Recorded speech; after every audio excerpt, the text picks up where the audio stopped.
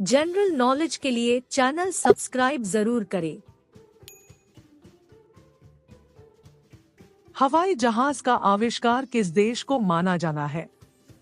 ए. भारत देश, B. Japan देश, सी. चीन देश, डी. अमेरिका देश।